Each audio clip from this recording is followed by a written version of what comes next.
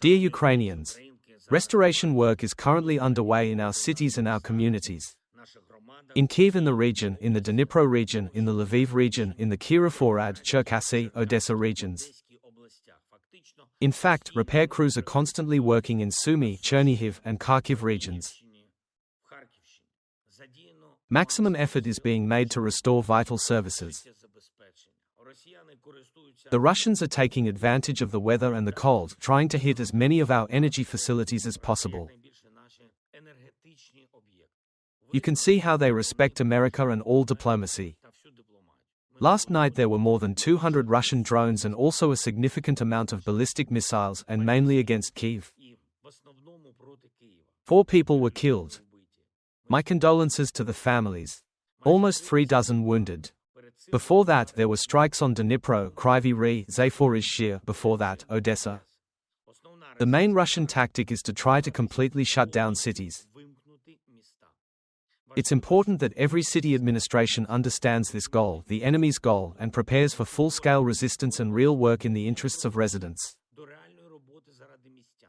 It is necessary not to run away from problems, but to solve them, especially when there is a resource for this, as in Kyiv, the most financially provided city in Ukraine, and there should be all the necessary reserve schemes. Today I held a special energy cabinet meeting. There were military, government officials, special services. We discussed the details of protecting energy facilities and the necessary decisions. Foreign ministry diplomats and informal diplomats should be as active as possible. Oreshnik was used again, this time against the Lviv region. This was again demonstrably close to the borders of the European Union. And from the standpoint of using medium-range ballistic weapons, this is the same challenge for Warsaw, Bucharest, Budapest, and many other capitals as well.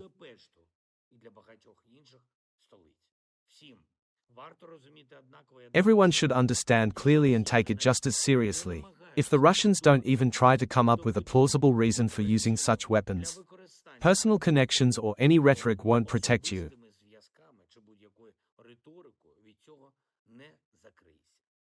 There must be a system of joint actions, a system of common protection, real and effective. Do we have such a system now? It's a question with no clear answer, because across Europe there is the same doubt: will their capital be defended if something suddenly snaps in Putin's head? There was a detailed report of the military today. The Commander-in-Chief, the Chief of the General Staff, including working with partners these days on security guarantees. The documents have been finalized in many respects, but the essence of these documents, their strength is to be sure that the guarantees should work. This can only become apparent if the defenses are working now.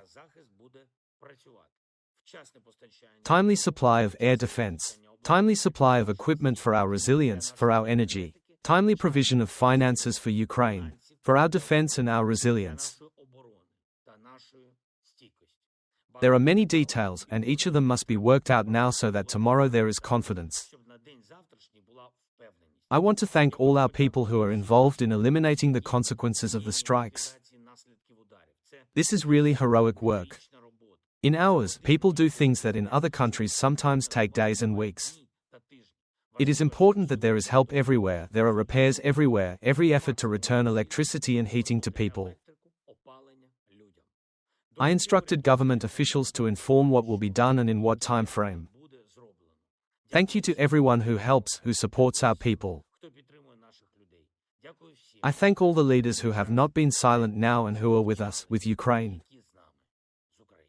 Glory to Ukraine.